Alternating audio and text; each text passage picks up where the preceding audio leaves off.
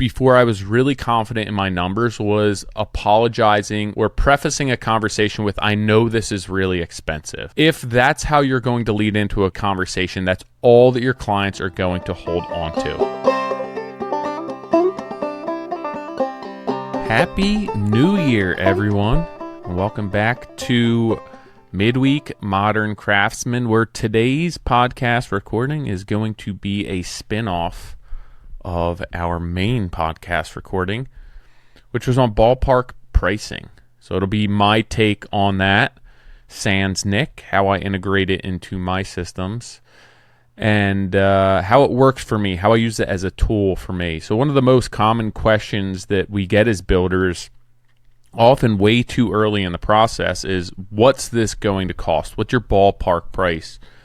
And that question can save you hours, or it can lock you into a number that you never should have agreed to. So today I'm going to talk to you about how to answer that question without guessing, without apologizing, without putting yourself in a corner before you even understand the full capacity of that project. So the idea is to discuss ballpark pricing as a qualification tool early on in the process, not a commitment. So I hope that everyone had a good holiday break. You took some time off, had a nice new year.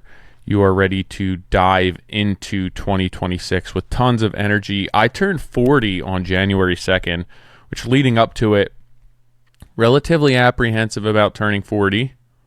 And I turned 40 and nothing really changed. I'm still the same. I feel good. Mentally, I feel well equipped to handle the next decade. We didn't do too much. I told my wife, I'm not a huge birthday person. We're not huge party people. So I just told my wife I wanted to go out to dinner with her and our two daughters. So we were sitting at dinner and we're talking about birthdays and the next decade. And I was like, next birthday, I'll be 50, which is insane. Like to think about that I'm 40 now, that I'll be 50 in 10 years from now. But what we also realized is that the girls will be 19 and 22 at my 50-year birthday dinner, and that scared the shit out of me. So I put it out of my mind, and I try not to think about it, because 40 to 50 is a big jump, but 9 to 19 and 12 to 22 seems like a far more substantial jump to me. And that's pretty scary, because one of my daughters could potentially be sitting down having a drink with my wife at my next birthday. And Tilly probably would be too, little underage drink. But yeah, so I turned 40. I feel good. Physically, I feel good. Mentally, I feel better than I did 10 years ago. I feel good physically. I feel that I'm ready to tackle the next decade. I still have a lot of energy. I'm excited. So I'm at this point, there's not much I can do about it. I'm 40. I'm going to own it, and I'm going to reinvent what 40 looks like for Modern Craftsman, Tyler Grace, TRG Home Concepts. So strap in, everyone. Get ready. So ballpark pricing. What's so dangerous about ballpark pricing and throwing a number out there without having all the information?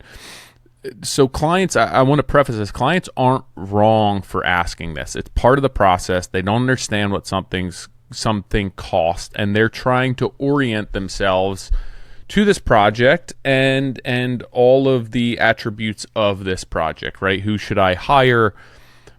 How much should we spend? How much do we need to save? They're just trying to get an idea of what a project may cost. So we can get burnt as builders by answering that far too quickly. I mentioned this earlier, but don't be afraid to tell these clients, I'm not willing to shoot from the hip. I want to take some time, assess this job, digest this job, and then provide you with a more accurate ballpark price along with a scope. And this is a wag or a swag. Wild ass guess is wag. Swag is scientific wild ass guess. So I want to provide you with more of a swag and be able to really understand and inventory what this job is going to take. So the ballpark number is irrelevant. If I tell somebody it's $200,000 for a kitchen with no additional information, or if I tell somebody it's $100,000 for a kitchen with no additional information, it doesn't mean anything. I could make far more money on a $100,000 kitchen that I don't give any information than a $200,000 kitchen that has a very high spec and requires a high attention to detail. So the number doesn't matter if it's not coupled with any sort of context. So you have to make sure that you have context with that ballpark number. Once you provide that, and only once you provide that, are you somewhat locking yourself into what that number and what that context is.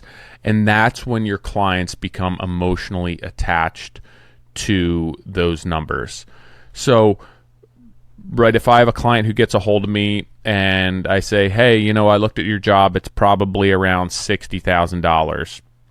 If you're interested, we'll sign you up for Precon, and then they pay me money for Precon. We go through this whole job, and I price the job at $80,000, and I never communicated to them what was driving the price, the decisions that they were making that was causing this job to go $20,000 over what their initial budget is.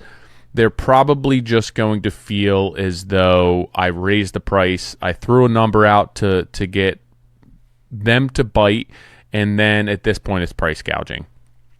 So that's an example where a ballpark is a failure in my mind. And it's not necessarily that the $80,000 was the failure. It was that $60,000 was unqualified. I did not do my due diligence. I did not provide proper context. I just threw a number out there without knowing much and without explaining that I didn't know much. And that's what my clients hung their hat on. So why do we feel that homeowners ask for ballparks? At this point, they're probably not price shopping, right? They're just understanding what they may have to spend on a project with a contractor. And there's nothing wrong with that. They should interview multiple contractors. They should get a gauge to understand what this project may cost. You're not going to know that much from that because there's not that much information. But if you get a hold of somebody and say, hey, we want to have a kitchen done, what's the price range for your kitchen? And somebody says $50,000 to $75,000. Somebody says $150,000 to $175,000. And then somebody says we're $300K plus for a kitchen. You at least understand what type of contractor, what type of jobs these people do. So that, in my mind, is what clients should be doing when they're reaching out asking for ballpark pricing, and you need to educate them on this as to how they can use that number, that it doesn't dictate anything more than the standard for that contractor.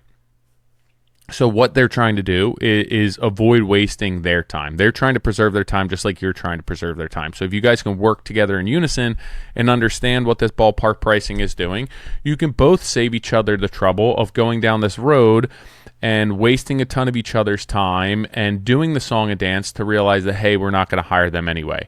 So it's a really great tool for me to vet my clients up front, where I can throw a number out and understand that, hey, my base level kitchen is this much.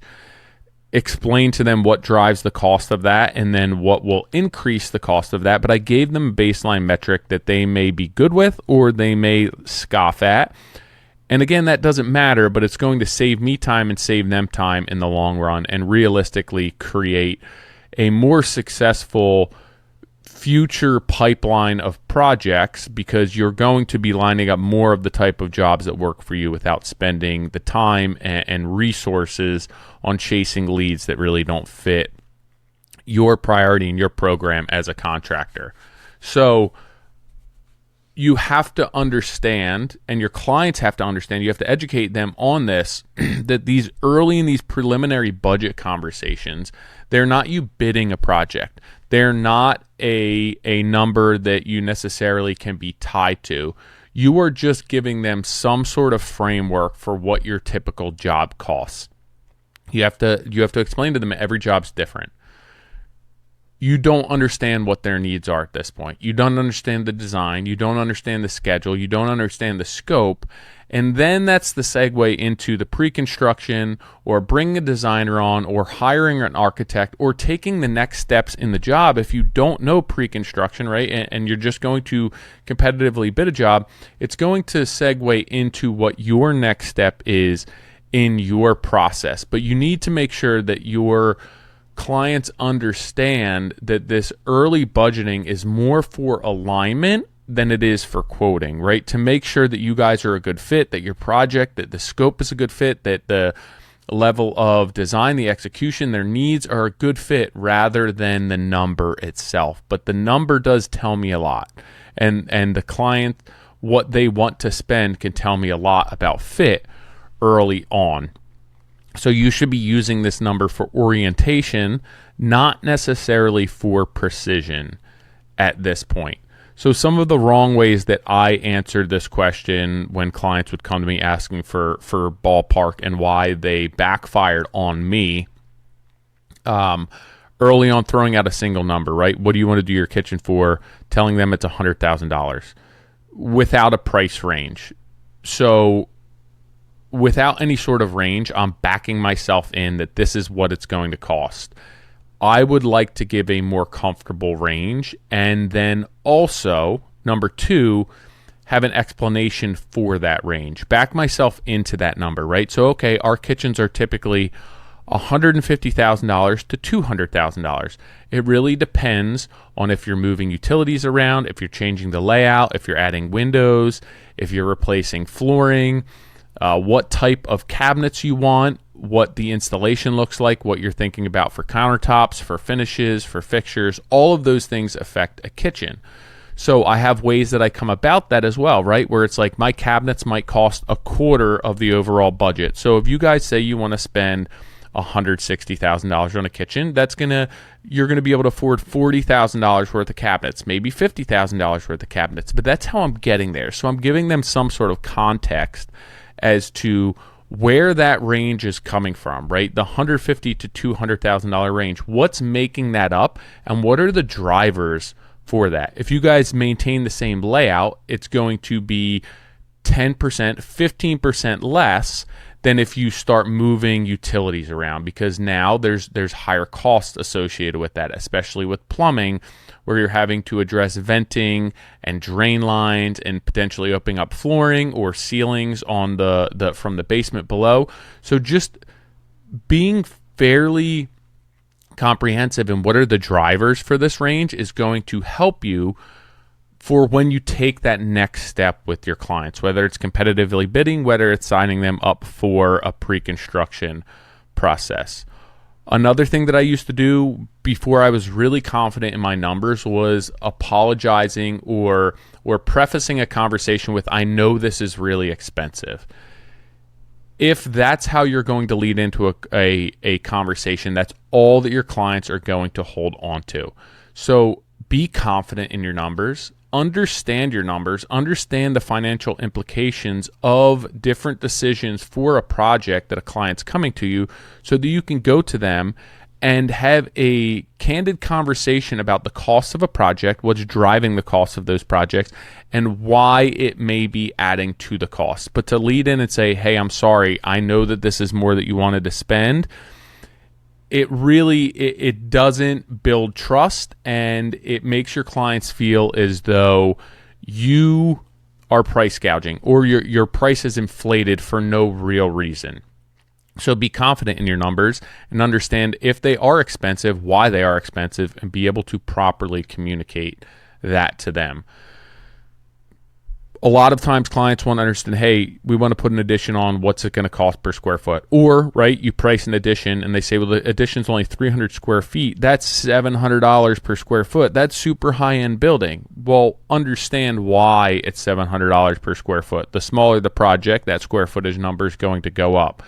So if you are going to provide square foot pricing for a client, make sure that there's qualifiers attached to that. Make sure that they understand the smaller the job, the higher the square footage cost, and vice versa. Generally, the larger the job, that number is going to go down because economies of scale, and also because there's a lot of space that's not necessarily jammed into a smaller square foot area like an addition where you're possibly looking to get a kitchenette, a bathroom, and living space plus a bedroom, right? It's not just a bunch of bedrooms with carpeting or hardwood flooring that are wide opening. There's a lot more going on in that space. There's probably separate utilities going into that space.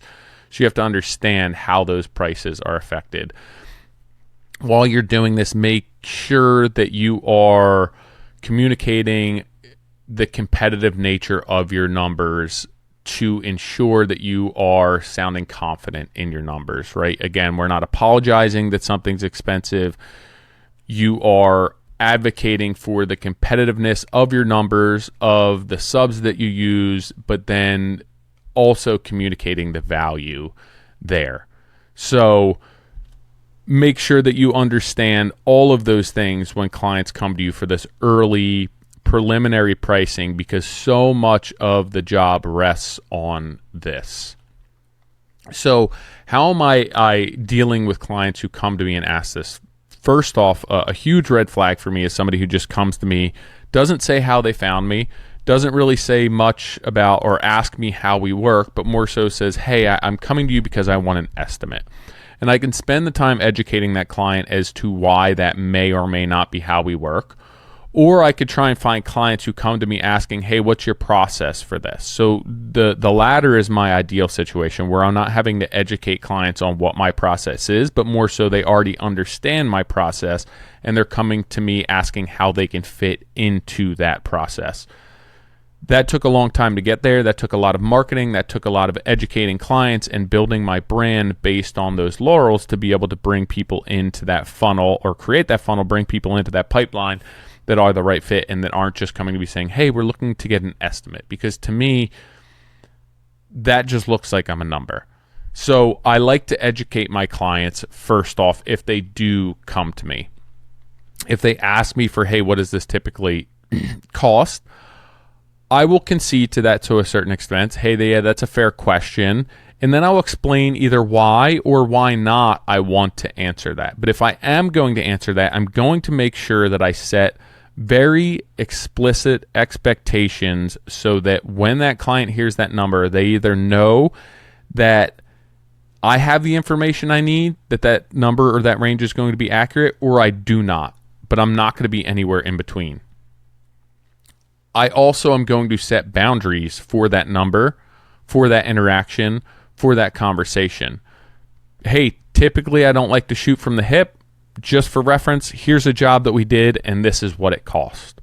That's a good way to give clients an understanding of, hey, here's some photos, here's a job we did, this is what they spent for that. And then they can self-qualify. They can understand, hey, that looks just like our kitchen. It's around the same size and it's right in the price point that we want. Or, you know what? It's a really nice kitchen. That number's way too high. Those cabinets and those appliances look super high end. This is not something that we can afford. We need to look elsewhere. I appreciate your time, but I just don't think that you're a fit for us. So that's what I'm trying to do there. And then I'm taking that same interaction, and again, I'm reframing that with a range and with drivers. Hey, typically our projects are going to come in between $60,000 and $100,000. And this is what's generally dictating the cost of that. What are the things that dictate the cost of a job? If you're a builder, it's going to be, are you building in a development? Are you helping acquire land? Are you helping with the permitting and the zoning process? Are there utilities to the site? Is there a ton of grading that has to be done? Do you have to bring in a ton of fill? Do you have to export a ton of fill? What's driving the cost? Do you need septic? Are you on city sewer? There's a lot to consider. Is it a single floor house, right? Do you have a ton of foundation and a ton of excavation? Or is it a 2-story, a 2.5-story house where you have 1/3 less of that? So understanding what's driving the cost of your job so that clients can understand the impact of the decisions that they make. And then lastly, I want to ensure my clients understand that ultimately this job is going to cost however much they want it to cost. There's certain non-negotiables and there's certain standards for the cost of construction for me to do work, but it's going to come down to size, complexity, finishes, existing site conditions, time live, and the level of involvement and execution for these jobs. So I can tell you that this job is normally going to cost $100,000. We can do it for $100,000, but you could also do this for $200,000. So ultimately, you're going to be the one that's going to decide the cost of this job. I have this amount budgeted to this job regardless of the level of finish. This is how much it's going to cost. Maybe it's $75,000, and then you can sway and spend another $25,000 or another $75,000 depending on what your needs are. But I'm going to allow my clients to control the budget based on my expectations that I set forth and decide how they want to choose you to spend their money. And that's, for me, how I've had successful projects, how I have been able to manage a budget adequately, and how I've been able to retain clients that keep coming back to me by ensuring them and making sure that they understand that I'm not going to tell them how they need to spend their money. I'm going to tell them how long something is going to take. I'm going to tell them how long something's going to cost. I'm going to tell them when I think they should spend more, or if there's potential options to spend a little more that might make it nicer, or maybe cut some money back that they don't want to spend, or possibly phase a project. But I'm not going to tell them how to spend their money. If they want to use a different finish and it fits my program as far as warranty and ease of working with it and durability, I'm not going to tell them to go one way versus another, because I want them to choose how they're going to spend their money. I'm going to guarantee that I'm making the money I need to, but I'm fine with them spending their money as they see fit, because ultimately that is not my objective and that's not my job. So using this ballpark to qualify my clients, not really to convince them of working with me or fitting into our systems. So after I give them this range, I'm going to see how they follow up, how they interact, how they engage after that. So sometimes people just never respond, and that's okay. I used to get really frustrated by that, or begin to question my validity or the cost of my business, my work. You can't do that. You have to understand that you have enough confidence in your pricing, and you understand the cost of you putting work in place, that you're not just price gouging, right? None of us are as owner-operators, as small contractors, are making that much money that we're taking advantage of our clients. Yeah, maybe some jobs we do really well, some jobs we don't do quite as well on, but none of us are charging that much that we're just fully taking advantage of our clients. So I listen and I see what their engagement or what their response is. Again, sometimes I never hear anything back, and I have to write that off. I have to be okay with that. I have to not allow it to affect my confidence and my self-esteem and what I've worked so hard for all these years to set the tone for my business. Sometimes they come back and it's higher than they wanted to spend, right? Well, hey, I told you this bathroom was going to cost $45,000, and we really felt like it was going to come in around $30,000. So I have to understand that that's a budget mismatch and the expectation is not aligned. So maybe I can do that job for $30,000, but the expectation that was set forth in my mind was that it was a more expensive job that was going to require a higher level of finish, more resources, more time, and more expensive finishes. So maybe I go back to them and I say, hey, I've done bathrooms for that cost, but that's not what this is going to cost. Based on our conversation and what you wanted, in my experience, that's going to be within this range. If you are tied to spending $30,000, I can do that. Let me set an expectation of what you may encounter with a job of that budget range. And I still may get that job. And I may make more money on that $30,000 job than the $45,000 job that just is headaches, and I'm dealing with imperfect handmade materials and lead times, and the job drags out, and there's a higher supervision and maintenance. So you just have to understand what the expectation is, and that budget mismatch is not the end of the road for every job. And sometimes it can lead to more lucrative projects than what you would anticipate, because that $45,000 job, maybe it's a little more labor in there, maybe there's more markups on material, but maybe you're just not fully capturing the amount of time in your budget that it's going to take to execute at that level, and you're going to bleed a ton of money on labor on that job.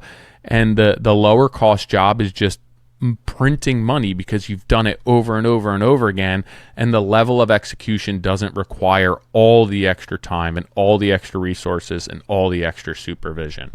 So you have to understand that early on at this point, you're still not looking to sell this project. You're looking to verify that the budget works with you, with your client, and that the expectations are accurate before you take the next step.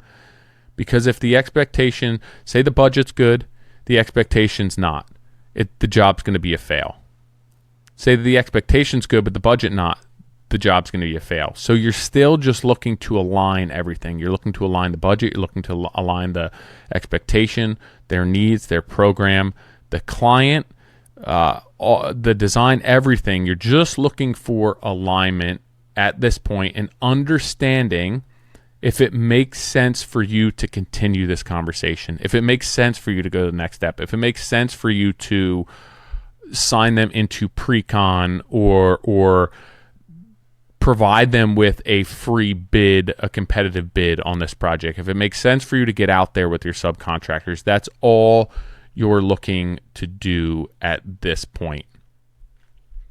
A lot of times, if a client comes to me and they say, hey, you know what, that's more than we wanted to spend, again, I can tell them that maybe we can still hit their budget, but a lot of times it's, hey, if that range feels uncomfortable for you, I understand.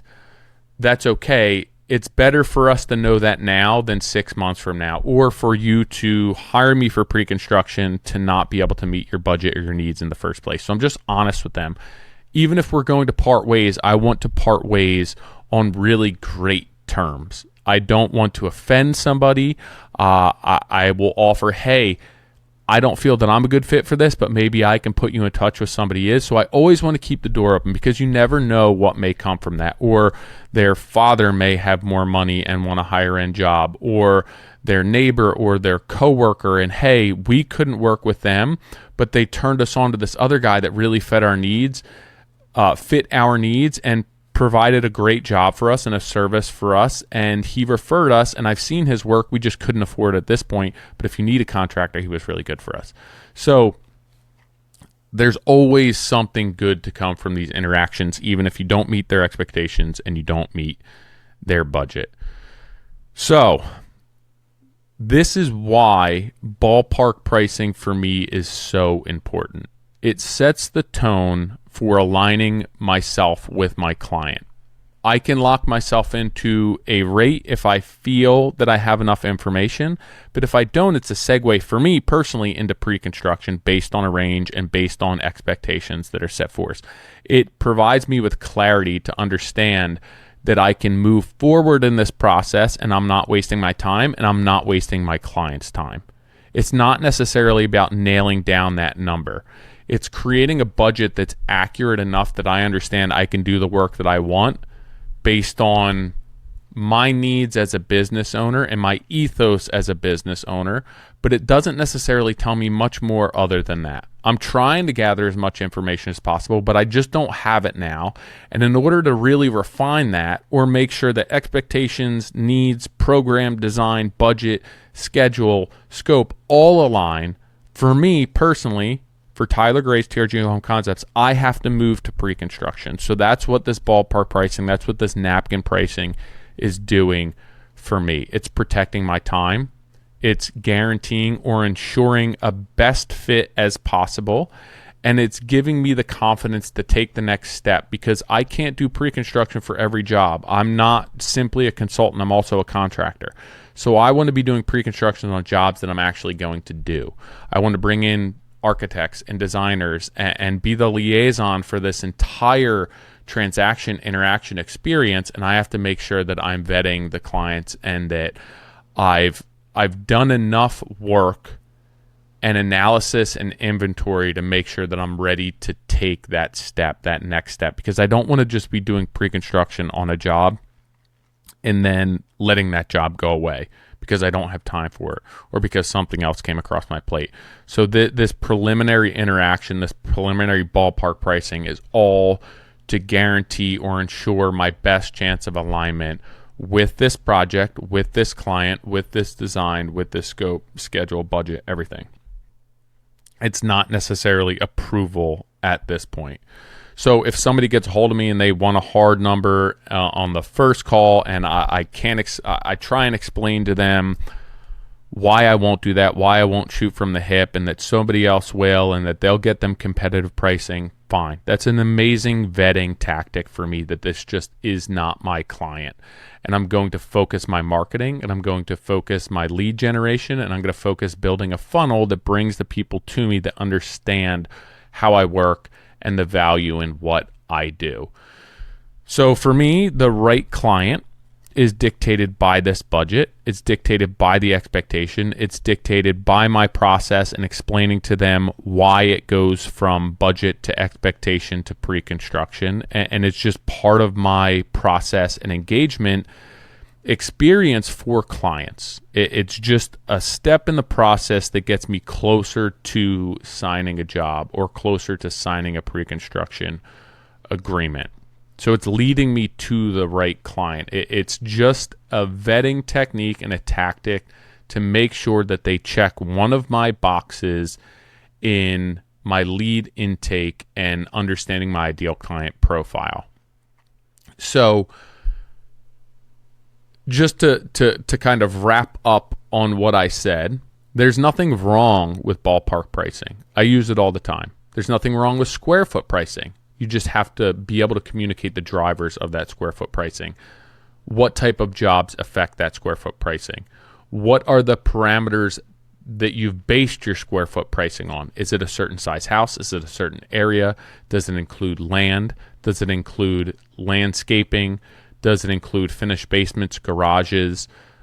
What is tied to that number? What's the driver of that number? Because this is going to dictate everything and set you up for success rather than mislead your client into believing something that you actually can't meet. It should be used as a vetting technique. It should be used in a range, right? I'm not going to give clients just a specific number, and it should be created with a realistic expectation that you will be able to execute that job. It shouldn't be sweetheart pricing. I'm not going to give a client a budget that I know is low to get my foot in the door and then slap them with 2x that price when I go to sign a contract. They're not going to sign the contract. They're not going to be happy. The trust is going to be gone, and they're going to feel that you're taking advantage of them. So for me, it comes down to being a very strong vetting tool, and it's one of the tools that I use early and often in my lead intake to ensure that the job and the client is a fit and that I can actually meet their needs.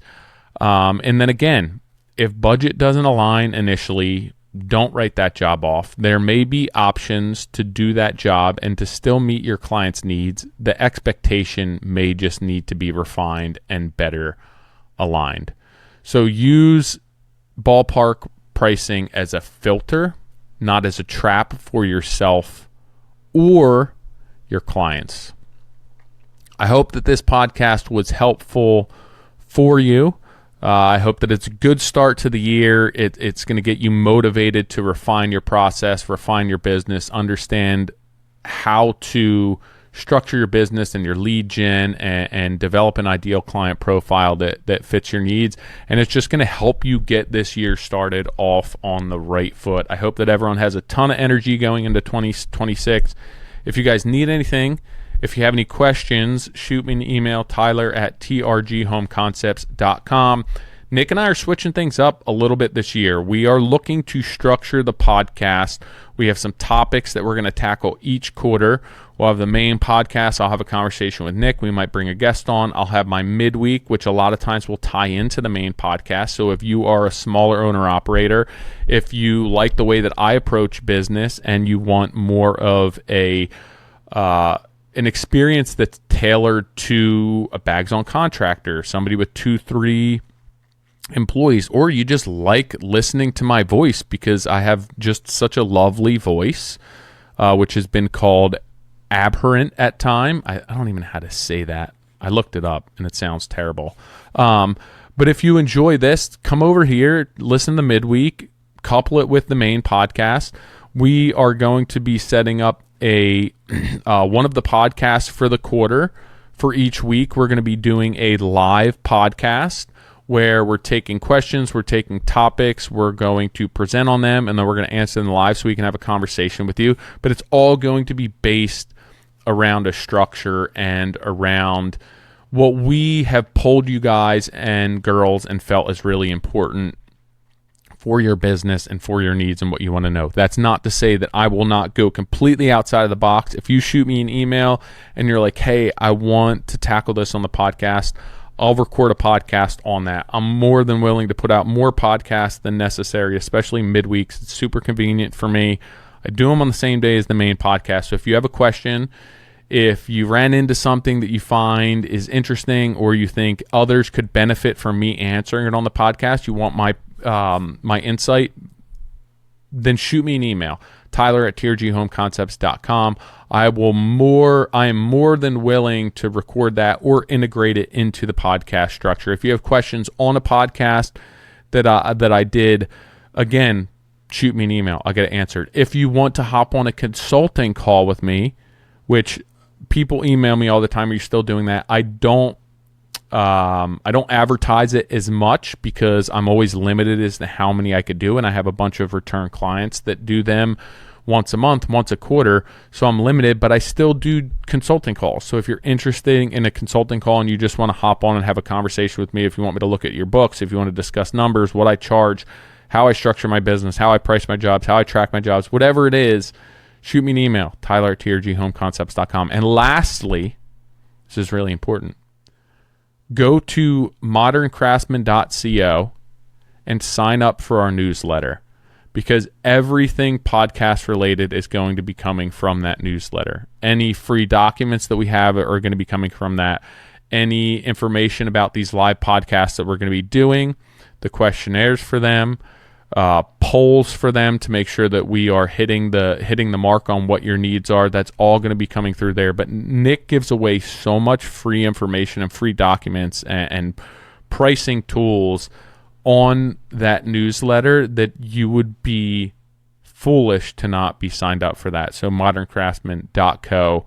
Again, everyone, hope you had a good holiday season. Happy New Year. I'm pumped, if you can't tell, to get 2026 off and rolling. If you have any questions, reach out to me directly. I appreciate the support all of 2025 and really look forward to 2026 with all of you. I'll catch you guys on the next one.